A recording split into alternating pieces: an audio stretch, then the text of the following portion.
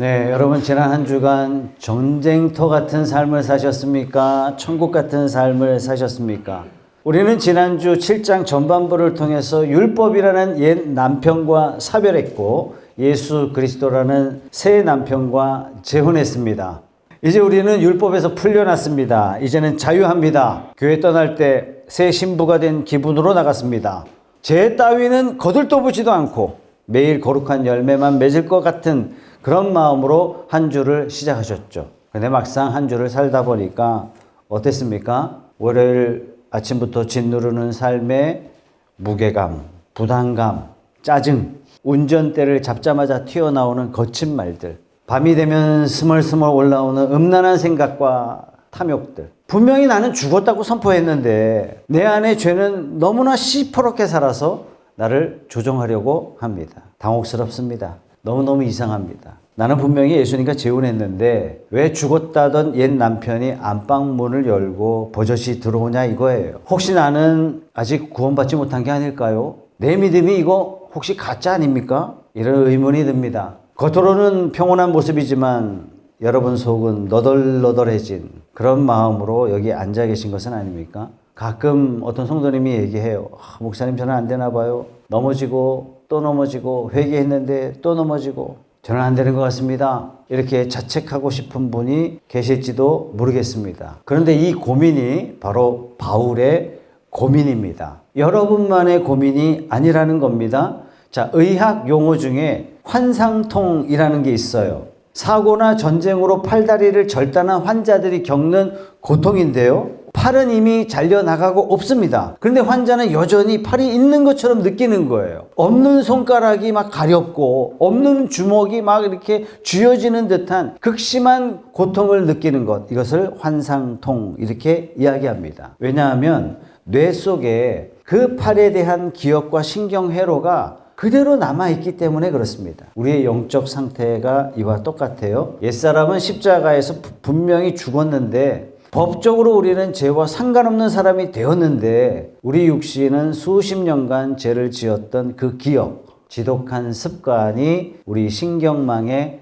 그대로 남아있어요. 그래서 사탄이 툭 건들기만 하면 마치 옛사람이 살아있는 것처럼 죄의 욕구가 우리를 덮치고 맙니다. 자, 오늘 본문의 바울이 자신의 마음을 솔직히 열어서 우리에게 이렇게 보여주고 있어요. 22절입니다. 나는 속사람으로는 하나님의 법을 즐거워하나 내 지체에는 다른 법이 있어서 내 마음의 법과 맞서서 싸우며 내 지체에 있는 죄의 법에 나를 포로로 만드는 것을 봅니다. 바울의 이 고백은 실패자의 독백이 절대로 아닙니다, 여러분. 살아있는 자의 처절한 전투일지예요. 여러분, 무덤에 있는 시체는 갈등하지 않죠. 죄의 유혹과 싸우지도 않아요. 무덤에 있는 시체는 그저 썩어갈 뿐입니다. 하지만 여러분이 죄 때문에 아파하고 갈등하고 있다면 여러분 안에 새 생명이 있다는 가장 확실한 증거가 되는 겁니다. 왜 나는 거룩하게 살지 못할까? 가슴을 치고 있다면 여러분은 거룩한, 구별된 하나님의 백성이라는 증거입니다. 오늘 성경의 말씀을 통해서 내 안에 이 지긋지긋한 전쟁이 도대체 왜 일어나는지, 이 전쟁터 한복판에서 어떻게 승리의 깃발을 꽂을 수 있는지 그 비밀을 발견하는 귀한 시간 되기를 예수님의 이름으로 축원합니다. 율법은 어떤 거냐? 체온계나 온도계, 모니터 같은, 말하자면 율법은 탐지기 같은 겁니다. 12절에 율법을 어떻다라고 이야기하냐면 그러므로 율법은 거룩하며 계명도 거룩하고 의롭고 선한 것입니다. 문제는 율법이 아니라는 겁니다. 여러분, 코로나 때 우리가 다 확인했죠. 공항에 가면 이용객들이 지나가기만 해도 온도가 체크가 됩니다. 정상 온도 이상 올라가게 되면 이 벌겋게 온도까지 정확하게 나와요. 이 열화상 카메라라고 이야기하죠. 체온계가 잘못된 게 아닙니다.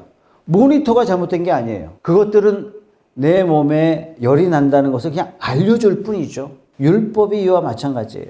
여러분이 오랫동안 비어둔 깜깜한 방에 들어갔다라고 상상을 한번 해보세요. 암막 커튼이 쳐져 있어요. 아무것도 보이지 않습니다. 이때 여러분들이 그 두꺼운 암막 커튼을 쫙 하고 걷어내면 어떤 일이 벌어집니까? 오후에 강렬한 햇살이 방 안에 들어오면서 안에는 아무것도 없었던 것처럼 보였는데 방 안에 수많은 먼지들이 빗줄기 속에서 춤추고 있는 걸 여러분들이 쉽게 발견할 수 있어요. 자, 여러분들에게 질문 드립니다. 햇살이 먼지를 만들어냈을까요? 창문만 닫으면 먼지 없어지는 건가요?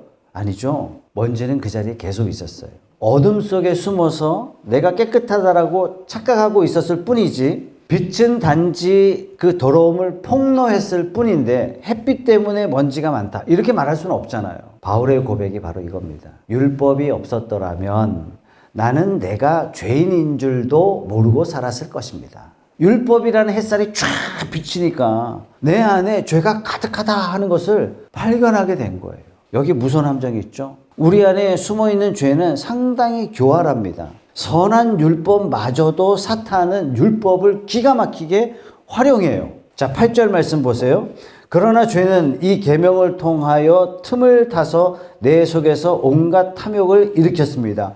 뭐가요? 죄는 계명을 통해서 탐욕을 일으켰다고요. 율법이 없으면 죄는 죽은 것입니다. 11절입니다. 죄가 그 계명을 통하여 틈을 타서 나를 속이고 또 그 계명으로 나를 죽였습니다. 여기 틈탄다라는 헬라어 단어는 군사 용어예요. 군사적 교두보, 이런 뜻의 단어입니다. 죄가 어떻게 들어온다고요? 율법을 교두보로 내 안에 들어온다는 얘기예요. 무서운 표현이죠. 마치 이런 거예요. 여러분, 벤치에 페인트 칠을 해놓으면 항상 벤치에다가 뭐라고 써놓습니까? 페인트 조심이라고 써붙여 놓은 거 여러분 가끔 보셨죠? 써있으면 어떡합니까? 우리는 만져본단 말이에요. 얼마나 말랐나. 평소 같으면 벤치를 그냥 지나갔을 텐데 그 말이 써있는 것을 보면서 우리는 만져봐요. 에덴 동산에서 일어난 사건이 바로 이겁니다. 선악과를 먹지 말라. 이 계명이 주어졌지만 뱀이 어떻게 유혹해요? 하나님을 미워해라, 에덴 동산을 망쳐라, 에덴 동산의 울타리를 뛰어넘어 딴 데로 가라, 그러지 않았어요. 어떻게 했어요? 하나님이 왜 먹지 말라 그랬을까? 왜 페인트 조심이라고 붙였을까? 이 조심이 보지도 말라는 뜻일까? 만지지도 말라는 뜻일까? 저게 얼마나 좋으면 하나님이 먹지 말라 그랬을까? 죄란 무엇이냐? 하지 말라 하는 하나님의 거룩한 계명을 해보고 싶다 하는 호기심과 욕망으로 바꿔버리는 것, 이것이 바로 죄의 기만술입니다. 죄는 율법을 지렛대 삼아서 내 안에 잠자는 욕망을 깨워버리죠. 간혹 어떤 성도님들이 이런 얘기를 해요. 아니, 설교를 듣는데 희망차고 용기 주고 재미있고, 이런 설교는 왜 안 하고 왜 자꾸 양심의 가책을 느끼게 하는 그런 설교만 하냐, 재미없다. 설교뿐만 아니라 여러분들이 성경을 읽을 때 혹시 죄책감이 들고 괴로울 때가 혹시 있습니까? 성경을 읽는데 성경을 읽고 나니까 내 안에 막 죄가 있다는 것을 막 보여주고 내 속에 더러운 모습들이 막 발견되게 되고, 그래서 성경을 읽는 것 자체가, 설교를 듣는 것 자체가 견디기 어렵습니까? 그때 여러분들이 율법을 탓하거나 말씀을 빡빡하다 이렇게 불평해서는 안 됩니다. 제가 2주 전에 미루던 CT 촬영을 했어요. 이쪽이 좀 아픈 거예요. 통증이 있고, 이게 심장인지 폐인지 간이, 이거 모르겠지만 아프다가 안 아프고 그래서 그냥 지나갔단 말이죠. 근데 최근에는 계속 아프고 아파서 자다가 일어났단 말이에요. 이거는 심각하다. 그래서 당장 제가 화요일날 오전은 절대 타협하지 않는 시간인데 화요일날 오전에 병원에 갔습니다. 그래서 그냥 CT 촬영하자 그래서 촬영했어요. 아니, CT 촬영하니까 신기하더라고요. 폐도 간도 심장도 단층으로 다 촬영해서 그걸 한 번에 쫙 보여주니까 동영상처럼 쫙 훑고 지나가면서 제 몸에 이상한 점이 있는지 없는지가 다 드러나요. 감사하게도 심장도 폐도 간도 멀쩡하더라. 그럼 뭐가 안 좋았냐? 역류성 식도염이 있더라. 그래서 한 달치 약만 처방받고 왔습니다. 자, CT 촬영을 우리 표현으로 단층 촬영 이렇게 이야기를 하죠. 면밀하게 조사합니다. 그러니까 하나님의 말씀은, 율법은 우리의 영혼을 마치 CT 촬영해주는 도구예요. 무엇을 잘못하고 있는지 정확하게 보여주는 것이 하나님의 말씀입니다. 그래서 양심이 뜨끔하기도 하고, 말씀을 접할 때 내가 무슨 큰 죄를 지었구나 하는 것을 발견하게 도와주기도 하고, 그래서 내가 내 힘으로는 해결할 수 없는 얼마나 심각한 죄인인지 나 스스로를 깨우쳐 주는 것이 하나님의 말씀이에요. 이게 바로 율법이에요. 자신의 절망적인 상태를 율법의 빛 아래서 정확하게 직면하게 될 때 하나님 말고는 답이 없습니다. 예수님의 십자가는 바로 나를 위한 거고 나의 십자가였군요 라고 비로소 예수님만이 나의 유일한 생명 되십니다 라고 고백하게 되는 것입니다. 율법이라는 빛이 비추니까 바울은 자신의 내면을 비로소 들여다보고 소스라치게 놀랍니다. 그것이 15절 말씀인데요. 다 같이 읽어보겠습니다. 시작. 나는 내가 하는 일을 도무지 알 수가 없습니다. 내가 해야겠다고 생각하는 일은 하지 않고 도리어 해서는 안 되겠다고 생각하는 일을 하고 있으니 말입니다. 여러분 이 말이 이해되십니까? 나는 거룩하게 살고 싶은데 그래서 다짐도 하고 결단도 했고 그런데 정신 차려보니까 또 죄짓고 있는 거예요. 내가 죄짓고 있는 거예요. 가요 중에 그런 가요가 있잖아요. 내가 왜 이러는지 몰라. 기가 막힌 노래예요. 이것은 바울만의 고백이 아닙니다. 매일매일 하는 우리의 고백 아닐까요? 그래서 구원받은 자가 하나님께 드리는 최고의 기도는 회개 기도일 수밖에 없어요. 저 인간이 얼마나 죄를 많이 지면 회개 기도가 제일 좋다 이렇게 말하냐. 그게 아니라 그럴 수밖에 없어요. 어떤 신학자는 이 15절의 바울의 고백은 바울이 회심하기 전에 예수님 만나기 전에 했던 거 아니냐라고 빡빡 우기는 신학자도 사실은 있어요. 여러분 회심하기 전에는 이런 고백이 있을 수가 없어요. 여러분 이런 탄식은요 진짜 거듭난 성도만이 할 수 있는 고백이에요. 왜냐? 죽은 시체는 갈등이 없거든요. 생명이 없는 자는 고민할 필요가 없는 거예요. 강물에 떠내려가는 죽은 물고기는 물살을 거슬러 오지 않는 것과 똑같은 거예요. 살아있는 물고기이기 때문에 괴로우면서도 힘들면서도 거센 물살을 거슬러 올라가는 겁니다. 왜요? 살았기 때문에. 생명이 있기 때문에. 여러분들이 죄 때문에 괴로워하고 있다면 여러분들이 여러분 안에서 모순을 발견하고 막 가슴을 치고 있다면 기뻐하십시오. 여러분의 영혼이 살아있다는 반증이에요. 여러분 존재가 하나님의 자녀임을 가장 확실하게 증명하는 반증이 되는 것입니다. 런던에 존경받던 의사이면서 또 자선사업가였던 지킬 박사는 학식이 있고 인품이 아주 훌륭한 사람이에요. 하지만 지킬 박사 내면 깊숙한 곳에 추악한 욕망 덩어리 하이드가 살고 있습니다. 지킬 박사가 밤만 되면 약을 먹습니다. 그리고 하이드로 변하죠. 그리고 그 밤에는 폭력과 쾌락을 즐깁니다. 이 소설의 비극이 뭐냐? 처음에는 지킬 박사가 약을 먹어야만 하이드가 됐어요. 근데 시간이 점점 지나가면 지나갈수록 약을 먹지 않아도 하이드가 튀어나옵니다. 결국에는 하이드가 지킬 박사를 삼키고 말아요. 나중에는 아무리 지킬 박사로 돌아오려고 해도 돌아갈 수가 없어요. 바울이 지금 이걸 설명하고 있는 겁니다.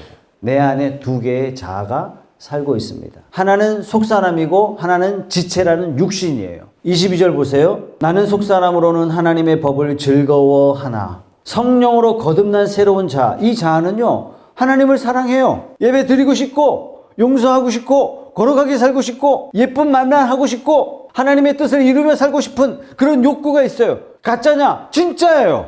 진짜예요. 근데 내 안에 두 번째 자아가 있어요.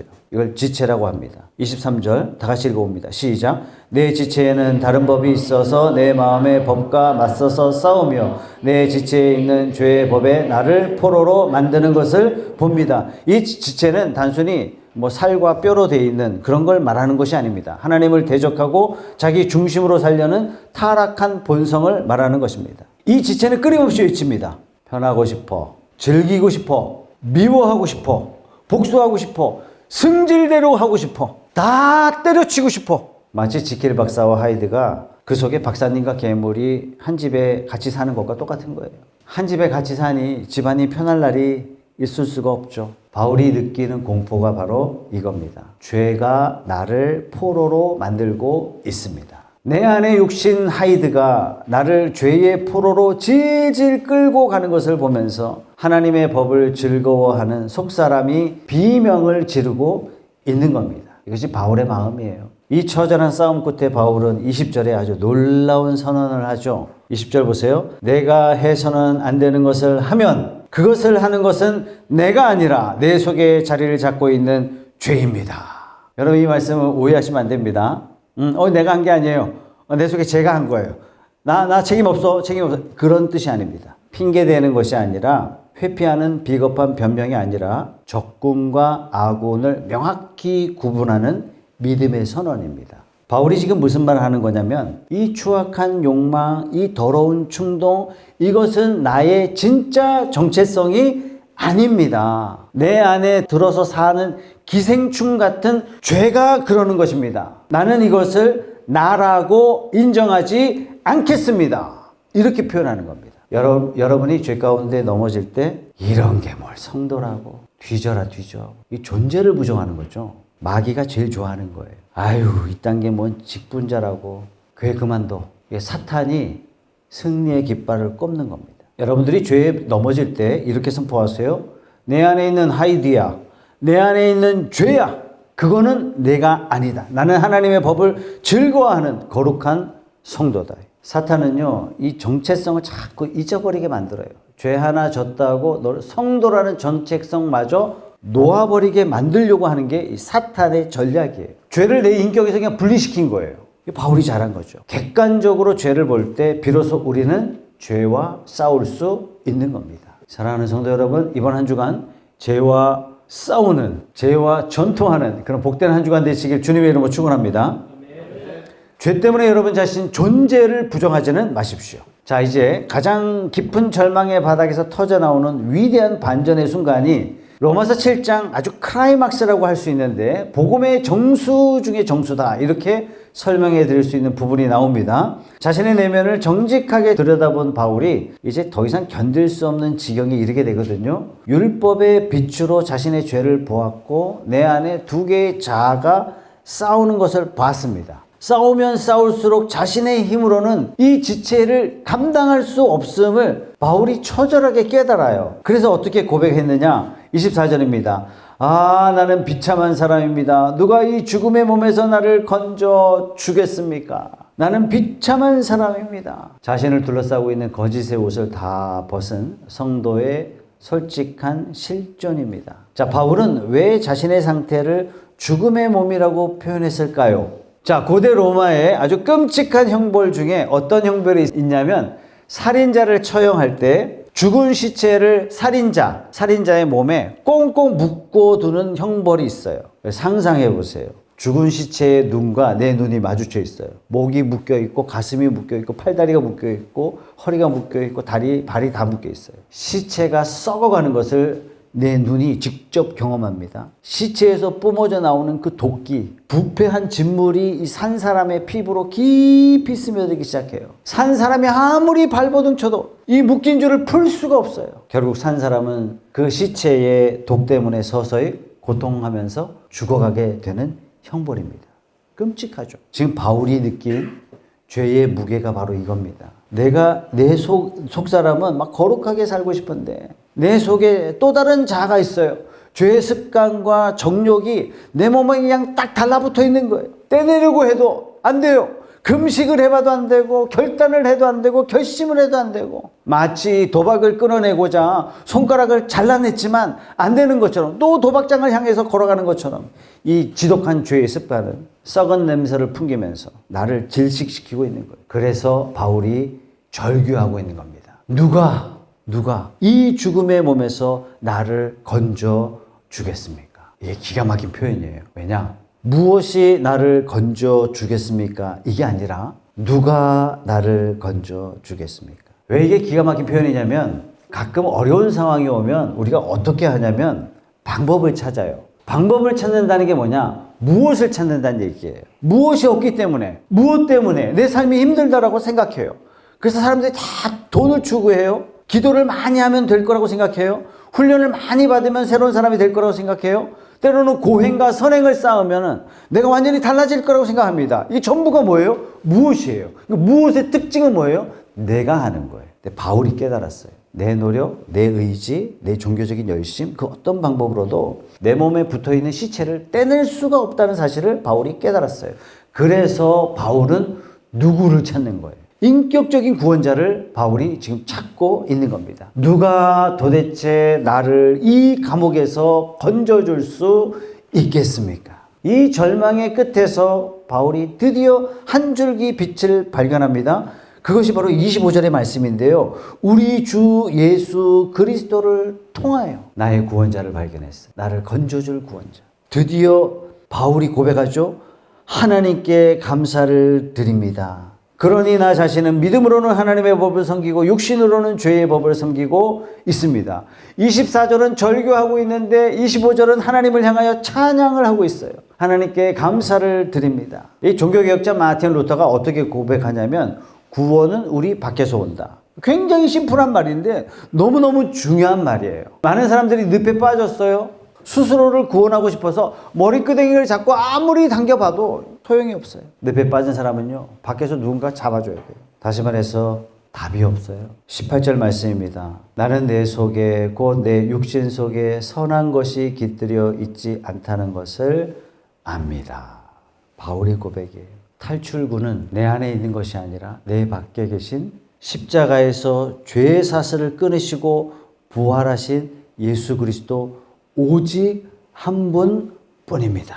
바울의 승리의 비결은 뭐였냐? 바울이 스데반도 죽인 사람이잖아요. 이 깊은 죄책감을 어떻게 이겼어요? 선행을 통해서 봉사를 많이 해서 선교 활동을 많이 해서 죄를 씻었습니까? 아니면 그 유럽 대륙을 발이 부르도록 뛰어다니면서 복음 전한 고행을 통해서 바울이 변화됐나요? 아닙니다. 바울의 시선이 바뀌었어요. 자기 몸에 붙은 시체를 보며 괴로워하던 자신의 시선을 돌려서 나를 위하여 승리하신 예수 그리스도를 바라볼 때 비로소 절규가 감사로 변화되는 놀라운 역사가 일어났습니다. 내가 싸워서 이긴 게 아닙니다, 여러분. 이미 이기신 주님을 바라보는 겁니다. 7장을 가만히 보면요, 수없이 반복되는 동일한 단어가 있습니다. 그게 뭐냐면 나라는 단어예요. 무려 40번 이상 나옵니다. 내가 원하고 내가 바라고 내가 행하고 내가 괴롭고 온통 자기예요. 근데 자기 힘으로 거룩해지려고 했고 자기 힘으로 발버둥 치려고 했고 자기 힘으로 구원해보려고 했고 자기가 자기 안에 그 가둔 자아의 감옥에 계속 갇히는 거예요. 근데 25절에 예수 그리스도라는 다리를 건너는 순간 8장부터 반복되는 단어는 뭔지 아세요? 성령이에요. 성령. 계속 성령. 예수 그리스도는 어떤 분이시냐? 나의 힘으로 사는 7장의 감옥에서 끄집어내 주시고 성령의 능력으로 사는 8장의 자유로 옮겨주시는 유일한 통로는 바로 예수 그리스도이신 줄 믿으시기 바랍니다. 성도 여러분, 시체처럼 여러분 몸에 붙어있는 죄 때문에 괴롭습니까? 내 힘으로 떼내려 하지 마시고 눈을 들어 예수 그리스도를 바라봅시다. 이분이 십자가에서 시체끈을 끊으셨습니다. 나는 예수 그리스도로 말미암아 감사합니다. 이 감사의 고백이 터져나올 때 여러분을 짓누르던 죽음의 몸은 힘을 잃고 생명의 성령의 법이 죄와 사망의 법에서 여러분들을 해방시켜 주실 줄 믿으시기 바랍니다. 자, 지난주 여러분들이 죄 때문에 넘어지셨다면, 그 죄 때문에 가슴이 아프고 괴로우셨다면 축하드립니다. 여러분의 영혼이 시퍼렇게 살았다는 증거이기 때문에 그렇습니다. 불신자는 죄 때문에 괴로워하지 않습니다. 오히려 죄를 즐기거나 합리화하죠. 성도이기 때문에, 살아있는 성도이기 때문에 죄를 아파하고 슬퍼하고. 지금 여러분들이 느끼는 영적 통증은 하나님이 여러분들을 거룩하게 빚어가시는 성화의 성장 통증이다. 그렇게 보시면 됩니다. 내 안에 갈등을 이상하게 여기거나 부끄러워하지 마세요. 교회만 오면 자꾸 죄책감이 들고 교회만 오면 자꾸 내가 이런 죄인이 없는 것 같고 막 이런 느낌이 된다면 여러분 잘 아시고 계신 거예요. 치열하게 고민하셔야 됩니다. 치열하게 싸우셔야 됩니다. 우리의 싸움은 딱 하나예요. 우리를 구원하신 우리 주 예수 그리스도를 바라보는 겁니다. 여러분들에게 이번 한 주간 2가지 당부를 드리겠습니다. 첫 번째는요, 자책은 멈추고 감사는 늘리세요. 많은 성도들이 24절 바울의 고백처럼 나는 비참한 사람입니다. 누가 이 몸에서, 이 죽음의 몸에서 나를 건져주시겠습니까? 여기에 딱 멈춰져 있어요. 다시 말해서 죄 짓고 나는 쓰레기야. 나는 구제물능이야. 자기 자신을 학대합니다. 그러니까 자기 자신의 존재 자체를 부정해버려요. 이게 사탄이 제일 좋아하는 거예요. 이건 겸손이 아닙니다. 이거 자체가 불신앙이에요. 25절까지 가야 돼요. 나를 건져주신 하나님께 감사합니다. 여러분들이 죄로 넘어졌을 때 이렇게 하세요. 주님, 또 넘어졌습니다. 제 힘으로 안 됩니다. 그래서 저에게는 단 1초도 주님이 없으시는 안 됩니다. 이 못난 저를 버리지 않으시고 나를 선택해 주시고 약속해 주시니 감사합니다. 여러분, 자책은요 한없이 우리를 끌어내립니다. 근데 감사는 우리를 예수님 앞으로 자꾸 데리고 가는 것 감사합니다. 목장에 모일 때 풍성하게 감사하세요. 두 번째요. 여러분의 시선을 내면에서 예수님께로 옮기시기 바랍니다. 여러분 내면에 있는 하이드와 싸우지 마세요. 어둠을 물리친다고 어둠과 우리가 칼싸움 해가지고 몸싸움 해가지고 이길 수 있는 것이 아닙니다. 뭐 하면 돼요? 어둠은? 빛이 들어오면 끝나는 거예요. 간단한 거예요. 죄의 유혹이 밀려올 때 어떻게 해요? 안 돼. 우연히 안 되는 상황으로 펼쳐지기 하나님 도와주세요. 안 돼요. 해봐야 소용없어요. 이제 시선을 돌리는 거예요. 나와 함께 계시는 예수님의 손을 잡고 주님 도와주세요. 주님은 내 안에 계시는 내 인생의 주인이십니다. 여러분 안에 영적 전쟁에서 감사가 충만한 그런 한 주가 되시길 주님의 이름으로 축원합니다.